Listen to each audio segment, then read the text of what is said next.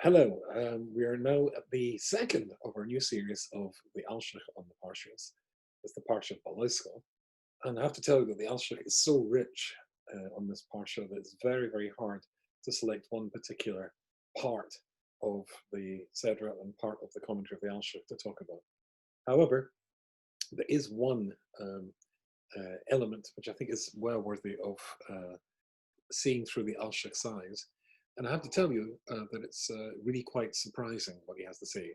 Please be sitting down for this because he's going to say something that's going to quite shock you. Can I just remind you that if you would like to sponsor the Shiur, then please get in touch with me at yy@rabbiyyy.com, yy@rabbiyyy.com, and have the Shiur dedicated in the name of somebody who you love, or whom you've loved. And we will happily do so at the beginning of this year. This year is dedicated to the memory of Yonah ben Esther. So his neshama should have nachas from the Torah we're learning tonight. Okay, so the Seder Behalosecha, it's in Parsha Yud. Now, I haven't put this on the screen. I learned the tricks last week, or experimental, I suppose, our first year. Now I am able to share with you the screen without losing the quality of what we're trying to do. But I just will not put this bit up. I'll read it to you, and hopefully that will be sufficient. If we look in the Sedra in Parsha at Perek Yud, Behalosecha and Perek Yud, obviously Bamidbar, and there it's talking about the making of the silver trumpets. Very exciting. Medaber Hashem al Moshe anymore. Hashem speaks to Moshe and he says, "Az l'cho shtei katzaitzros." Make two silver trumpets, and they're to be made of indeed silver. Miksha tasoisam, and it has to be beaten from a solid lump of silver, not formed by plates, bending plates, or anything of that sort. And they have to be miksha tasoisam. And when the Jewish people have to go to a new encampment and move from place to place, then the blowing of the trumpets would alert them to the fact that it's time to move on. I'm going to miss a few seconds because I want to jump to Pasuk Tes. But when war comes to your land, al hatzar eskam, on about the tsar, the oppressor, hatzar eskam, who oppresses you. Strange language. Then the haroisam b'chatzosos. So I'm going to blow these silver trumpets, and you will be remembered by Hashem, and you will be saved from your enemies. And when it's times of your rejoicing and your various festivals and Rosh Chodesh, then you're going to blow these trumpets, which will signal the fact you're offering an oila, various offerings, and your shalmi offerings, shalom offerings, showing shlemus and the shalom between you and Hashem. And that will be something which will remind you that we have peace and friendship between Hashem and us, and that's the story. Now, let's have a look at how the Alshich looks at this. And so I'm going to actually put this on the screen, so it's time to share the screen. And so if I put myself over there and I click on the text of the Alshich on what we've been learning together, then we'll be able to analyze it using his eyes. And then we'll see something really quite different to, I think, just the simple reading that I offered you a few seconds ago, or what it has to say. So I now know that you're able to see that, which makes me very pleased. And I'll make it a little bit bigger, and I just do that. Oh, it's all very, very cunning stuff. Here's the Alshich. Pointing with my little pointer thing here, my little target thing.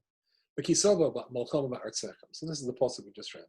And when war comes to your land, alatzar atzar eskem, because of the enemy who oppresses you. You blow these trumpets and you remember before Hashem. So remember, I told you to be sitting down. So let's see why. The rabbis tell us in the Sifri, that's a medrash. Perushan explained, Hatzar eskem al kol mini tzaras. But even the pasuk says that really you blow it when war comes. The blowing of the trumpets applies whenever there is great dismay and great problems and trouble in the Jewish people. So if there was to be a drought or there was to be a famine or any other crisis, then that's when you blow trumpets. Because the point of blowing the trumpets is to let people know that this is something that they should be paying attention to. So he says, Rambam, as the Rambam himself clearly says in Hilchos Tinius, in Peri Aleph and Halacha Aleph, that the trumpets are blown not uniquely at a time of war, but any time of pain, or any time of national pain, I should say. But that's a problem. That's a problem. Because if it is a general alarm system for the Jewish people, then let's see what he says. So Lama Yichas Hadover El Hatzar V'lo El Hatzara. So first of all, why does it say for the enemy? We blow the trumpets for the enemy oppresses you. Why not just say for the terrible situation you're in? So let's read that. Al Hatzara, why not just say V'lo El Hatzara? Blow the trumpets for the tzara, for the pain. And that would take in, as it's not just war, but all types of painful situations the Jewish people find themselves in. Then the natural fact is talking about blowing the trumpets for them. So why not, when you say for the enemy is oppressing you, there's no oppression by an enemy when there's a famine. There's no oppression by an enemy when there's a drought. So it would just be whenever you're in trouble, so say that. Why does this atzar the enemy who oppresses you? If we just said, because the tzaras, the pain we're going through, or a crisis, that would take in any crisis, not just warfare. And the Rambam says the blowing of the trumpets is not just for warfare. 2, the game lehetik has called a table the cost of the yomer ki musav adrocha amitas lo kol b'vax Hashem kol tzarash lo tovai. This would we could just by doing so, by just saying because of tzaras, when the tzaras and pain in the Jewish people, you blow the trumpets, we would cut to the chase. And why do we go into this tzaras again? Now we come to the Alshich's very scary insight. Let's see if we can learn this together. Are you ready?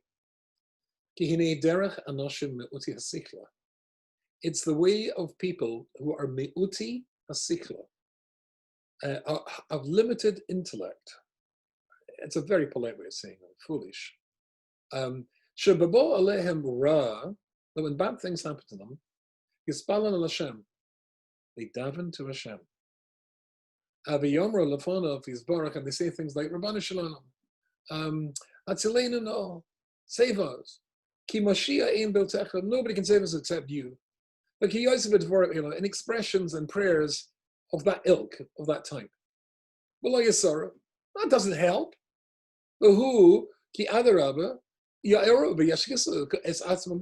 But they're destroying themselves by praying to God when they're in trouble and making things much worse.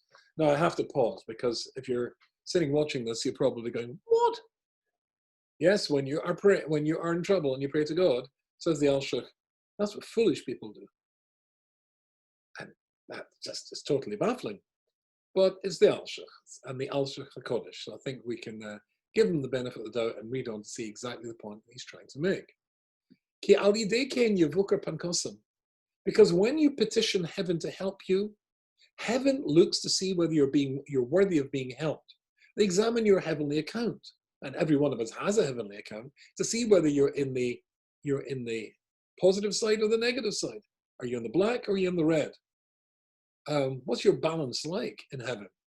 But and if you're in the negative, if you're owing instead of having a nice surplus in your heavenly account, then you make your guilt and your situation worse. Then whatever it is that got to this terrible thing happening to you in the first place, I mean, you ask God or the heavenly base team to examine your account, and you're overdrawn, then that makes it worse. That's not the Jewish approach. Really? No. Says the Alshich. You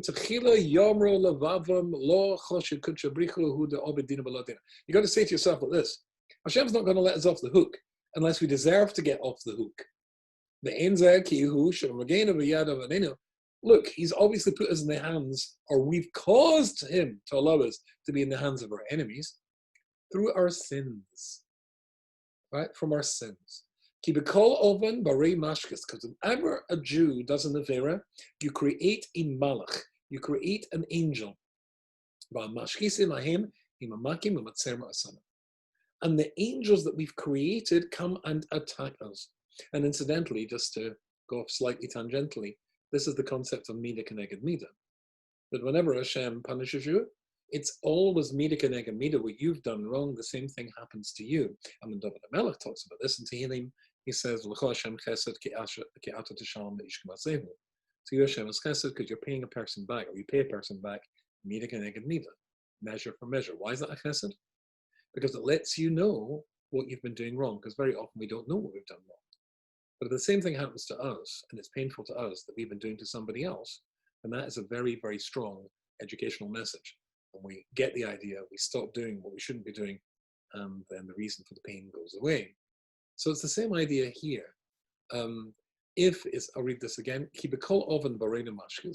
whenever you do something wrong, you create a mashkis, and how about this for irony, Mida Keneged Mida, and the thing that you created is the thing that attacks you. So it's Mida Keneged Mida. Therefore, if you look at the form of the attack the Jewish people are suffering, then you realize that you gave it that source in the first place. But we can read on a little bit.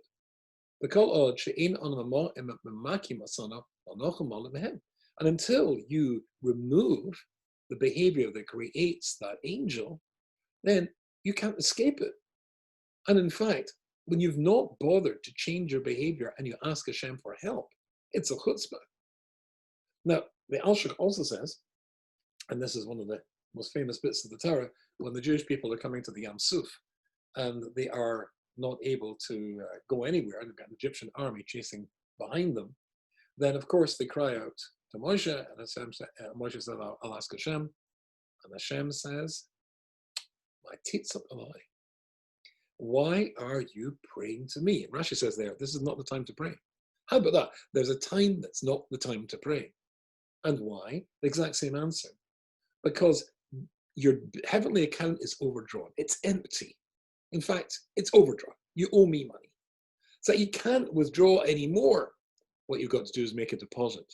In that particular case, the deposit that they have to make is to do something. Go into the sea. Show your trust in me. Go into the sea. And when they do that, they know about a large deposit in heaven to draw on, and therefore the miracle of the sea splitting and the Egyptians being drowned can occur. It's the exact same idea. But if you ask for help and you haven't, as it were, made that deposit, changed your heavenly bank account, the balance there, the negative balance, then you're making yourself things much worse for you by asking for help. So let's read on a little bit.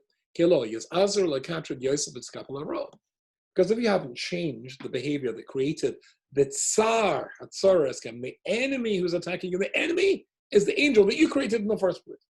That's why it says the tsar. Whenever there is a situation of the Jewish people in trouble, whether it's famine, whether it's drought, or whether it's war, then that's because we have created negative forces which have been able to provoke and to trigger these various phenomena. So we've got to deal with that. And if you don't, and then you ask for help, it's a chutzpah. All you're doing is point to the fact you haven't bothered yourself to put it right. We can read it a little bit further. And therefore he says, the way to do this is to disarm this angel that's petitioning in heaven for you to get in trouble. But the way you do that is to really do teshuvah and do a proper teshuvah in such a way that the angel is, because you've changed, you're no longer feeding it the energy from which it was created and withers and dies. And that means that the attack that it created and was breaking around you just a few moments ago disappears. And he says, the Zohar says, and also in Parsha Pinchas, Oishana al Apostle, Gam Hashem Havir Chatasach. And Hashem will remove your sin. That's when you remove your sin. Ki al yidei Omer David Chatasi, because when David the Melech said Chatasi, I did something wrong, then Hever Hashem is a mashkis and a katrik alov Hashem nibra v'chetem alefonav yizbarach. And he done teshuvah, and that removes that prosecuting angel in heaven from you. But you're just and you've weakened it. Ba'at yosim ponav labakesh v'lefonav yizbarach al tzorsei. And then he felt it appropriate to ask Hashem for help. Yomar yidati Hashem ki yapaninu chotza elei ach an henini shav mehem amizvadim baich alehem Hashem Slocha. And when such a thing occurs, when you know that you've done teshuva, then you can ask Hashem because you know He's on your side. But and after that petition, Hekshiv Lakot Velosi, please listen to my prayer, Hashem, Al Sarasi, because of the pain I'm in. Now you can ask for help because you put your account in the black by doing teshuva. Baski, it's called the fun of His Baruch. Because when you pray and you come and you're remembered in front of Hashem, then when He remembers you, it's only going to be for the good. You did something right. You put right what you've done wrong. And then moving that angel, you remove the attack of the angel too. Point, and that's what it says here. When war comes to your enemies, then it says, fight first against the tsar, the oppressor. That's the angel that you created. And that's what it says in Yeshua, and he brings another pasuk. Now, this is a crucially important idea.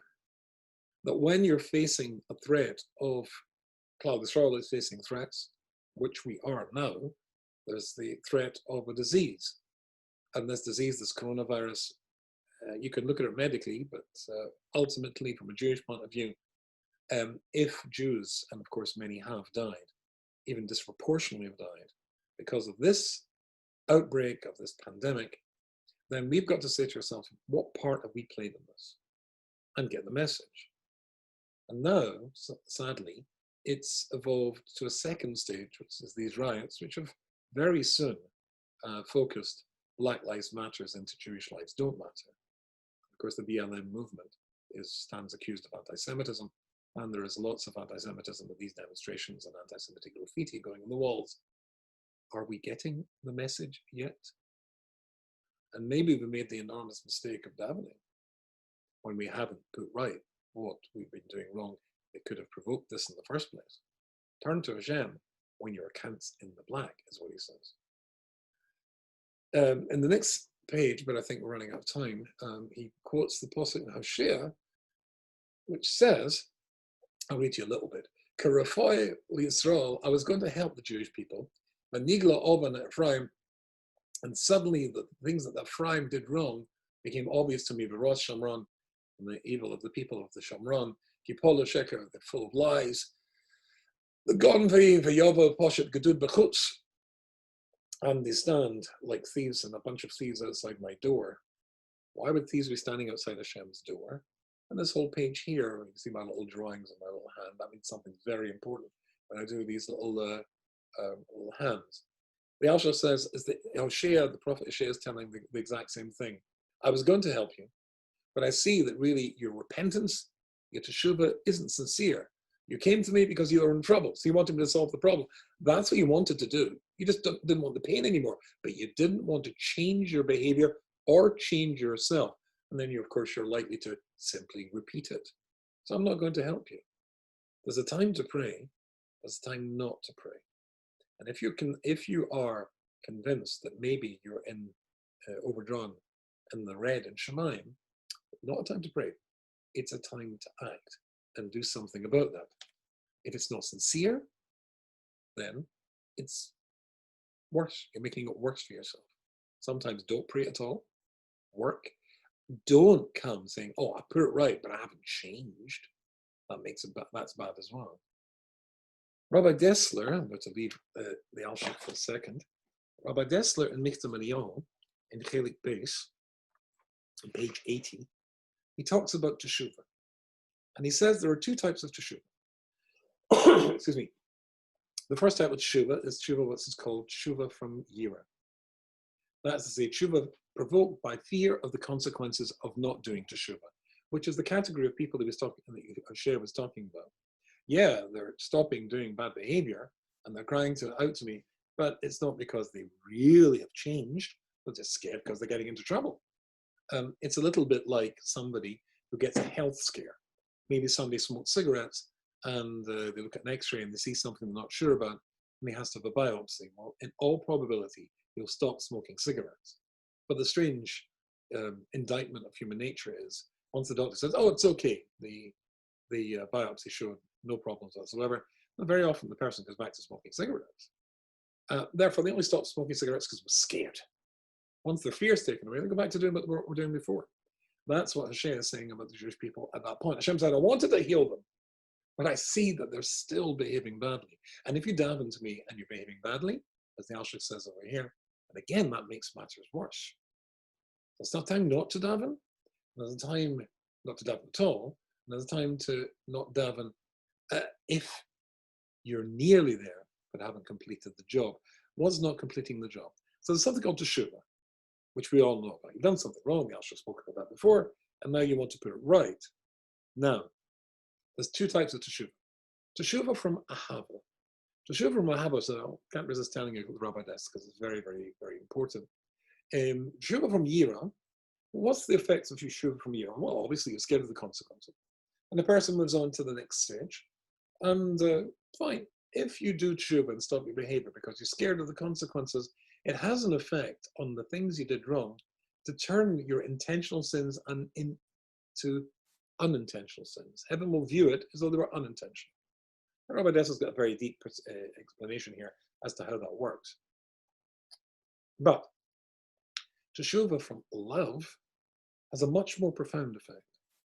Because if you do teshuvah out of sincere love for Hashem, in other words, you know that you've hurt him very badly.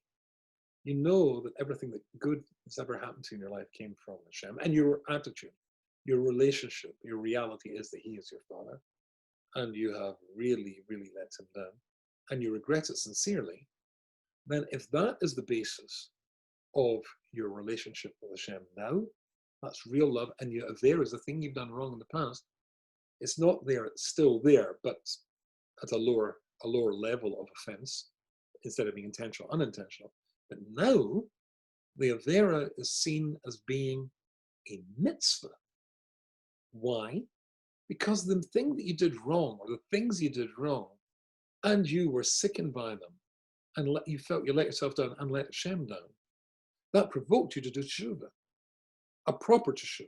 And in that case, that's when the Averas become like mitzvahs. I remember once in Shul, Manchester in England, it was Yom Kippur, and I was looking at Rabbi Dessler, and he quoted the Tanya. The Tanya was quoting the Gemara.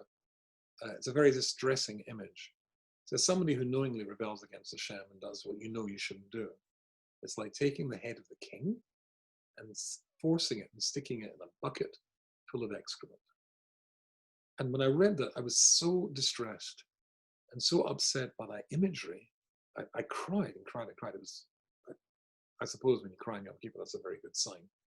But it's a sign that you do have a real deep relationship with Hashem.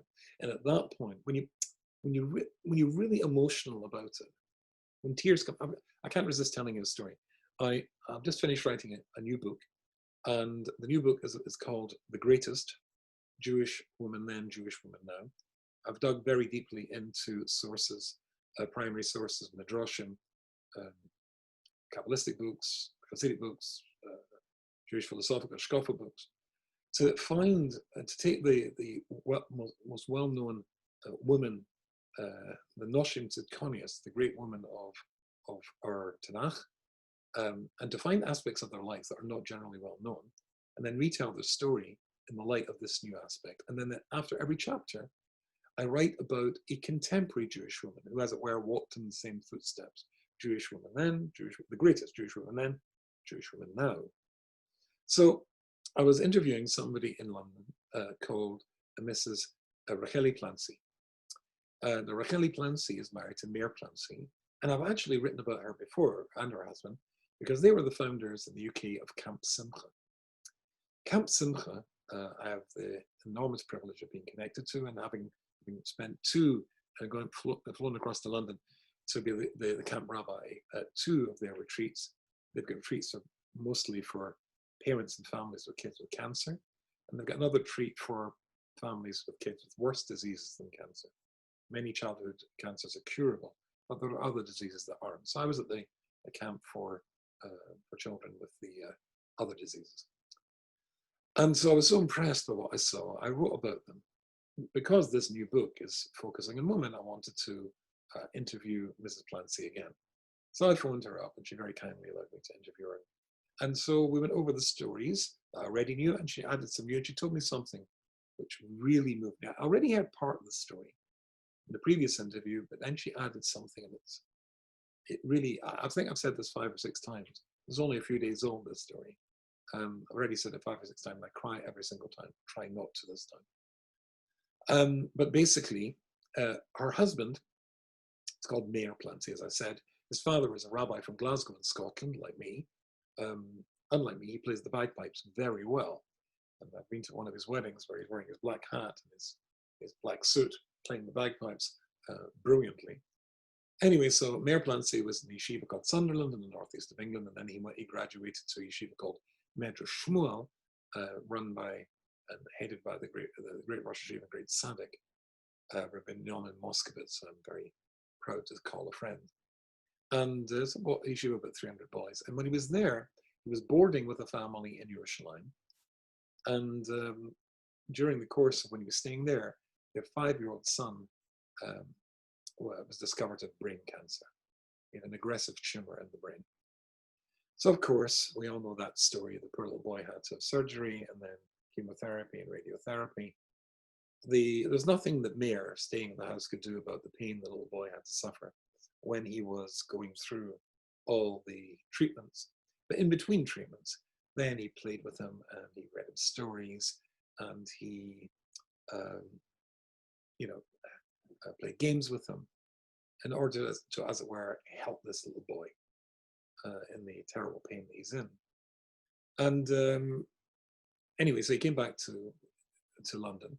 He was going to start work in the financial services sector, but he wondered if he could perhaps bring to life in London the work that he'd been doing with that little boy with other children in similar situations. So he started to do that, and he got 3 volunteers who helped him. And then very soon they were looking after 5 families. And then he got engaged to Racheli Planty.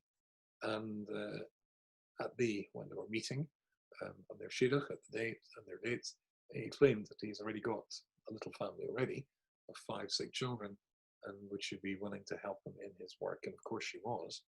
In fact, at the Sheva Brachas, they're already planning their first trip to take those 5 sick kids to Camp Simcha, which is already much more established in New York, to give the 5 kids a break. And it's a big deal, taking the 5 kids who are on chemotherapy in a flight across the Atlantic.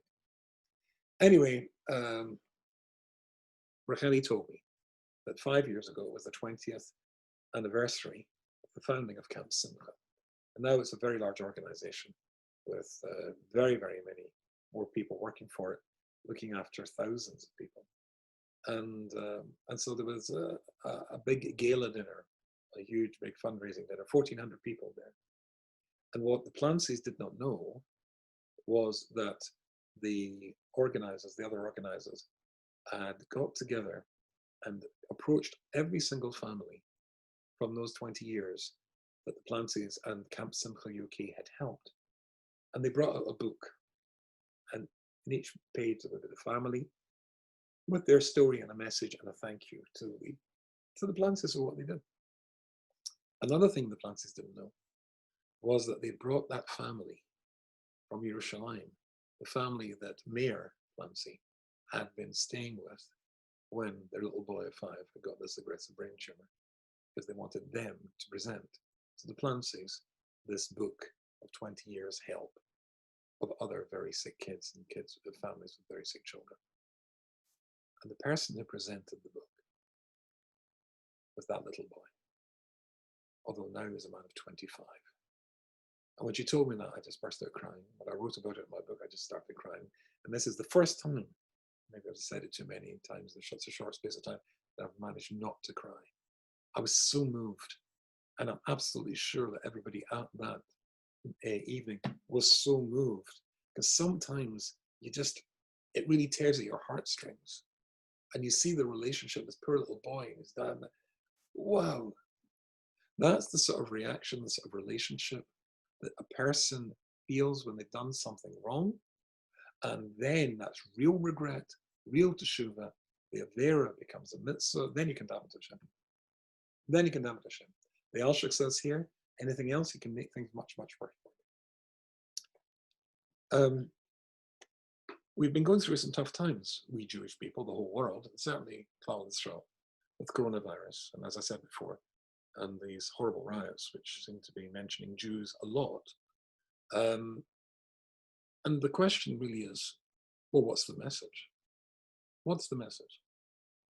So it's interesting that there haven't been too many major announcements from the greatest rabbis of the generation, but I heard from Reb Chaim Kanievsky, that he said that the reason that this has happened, which is a very unique, I mean, it is a very unique virus, almost a virus with a sense of humor. You can get it again, you can't get it again. Nobody can quite figure this virus out. My wife has massive antibodies. We've been locked up together for 3 months, husband and wife. So she had a test, 13, whatever the scale is, tells you you've got the antibodies. It's a bit unreliable. Maybe you do, maybe you don't. But she's got 76. That means she definitely has. I don't have it at all. No antibodies. It's almost like it's got a sense of humor. It's nobody's quite figured this disease out. But it's a first. And said Reb Chaim, because it's a first, it's a message from heaven about something that we've never done before. And he said cell phones, mobile phones if you're English, telephones if you're Israeli, cell phones if you're American, Canadian, cell phones, taking cell phones into shul. And because I'm British, I don't know if you know this, but the Queen, Her Majesty the Queen, asked to meet me once when she came to Manchester. She likes my radio broadcasts. I guarantee you, if I went to Buckingham Palace to meet Her Majesty the Queen, if she was talking to me, I wouldn't have my cell phone out going, I mean, of course not. I mean, ridiculous. But we do that when we're davening in shul. Some people are talking on cell phones in shul. It is a bit of a disrespect to Hashem. If it's wrong to daven to Hashem when your account's in the red, if it's wrong to daven to Hashem, you've not done proper teshuvah. It's got to be wrong standing there wearing talis and tefillin, texting somebody else, or watching CNN or whatever it is you look at on smartphones. And if you think that's a bit, maybe, if you know the expression, over the top, how could it be? Don't forget that the Ger Rebbe and other greats said after the Second World War, the Holocaust was caused by the fact that people were talking in shul. Now that surely is an outrageous thing to say. But I heard Rav Solomon saying not too long ago, well, actually a long time ago, in Gateshead, but it doesn't seem too long ago. But Rav said, what the Ger Rebbe meant was like this. It's not that because you talk in shul, that a Nazi's going to walk in and shoot you. That's not how God works. What it means is because talking in shul had become so totally general that when the Jewish people needed to daven, needed to ask for help, they didn't know how to do it anymore. And somebody told me about going into a shul, because the shuls are starting to partially at least open up last Shabbos. And he sat down with separate tables to make sure of the social distancing. And a young man sat next to him. He was a slightly older fellow. And the old man came in and he said brachos. He davened from the Omen for brachos. And then he went back to daven chakras. And then came another fellow. Sat down a bit late. And they started to schmooze. And the schmoozing went on. And this friend of mine, he was looking and he was very distressed by this. And the schmoozing continued even during Kriyas Torah. They didn't stand up for Kriyas Torah. They sat down and they didn't listen. They were talking to each other. And he told me, he went back and he told his wife, and his wife said, I can't understand this. I can't understand this. We have been denied the ability to go to synagogues, to go to shuls for 3 months. And surely you will agree with me that even when we were locked away and you saw somebody on the other side of the road with your mask on, it might have been somebody you didn't like very much in shul. Maybe they annoyed you. Maybe you annoyed them. But you were so excited to see them.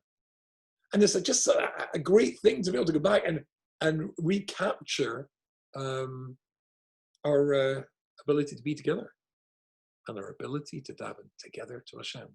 And these two guys are talking. And she said, I don't understand this, said the wife of this friend of mine. You know, we've been denied the ability to go to shul for 3 months, and these guys get the opportunity to go back. And they're sitting there talking. I'm sorry to say I've seen people texting again in shul. Are we mad? It has to be disrespect. But apart from disrespect, right? Don't daven to Hashem when your account's in the red. Don't daven if you've not done a proper tshuva. And don't stand in front of Hashem and text. You wouldn't do it to the Queen. You shouldn't be doing it to the Melech Malka Malachim. But more than that, just like Ramatzia said with the Ger Rebbe, it's not punishment. It's simply, we didn't know how to speak anymore. Surely we've got the message over this 3 months and the real pain and the reality of people that you know and I know who died from this disease. And it's not going away. It's now morphed into riots. The threat to Klal Yisrael is real. We've got to ask for help. The silver trumpets were blown to let us know it's a time of trouble. React accordingly. The Alshich says, don't daven when you're in the red. Don't daven sometimes at all until you sort yourself out. And please, let us not invite a third thing to come along to remind us that we fell too quickly back into our bad old ways. Rav Chaim said, don't bring cell phones to shul. And so I'm not anymore. That's my new thing. Is it a big thing? Is it a little thing? Is there other things I should be doing? I hope so. And I hope I will. But this one that threatens the ability of us to daven and daven successfully, that we have heard from a God, that's something we should take seriously. It's something the Alshich takes seriously when he talks about the Chatzaitzers. And we wish you all a very, very good Shabbos. I shall look forward to seeing you next week when we're doing Shlachachon. Very, very fabulous Alshichs there to explore. And stay well, stay safe.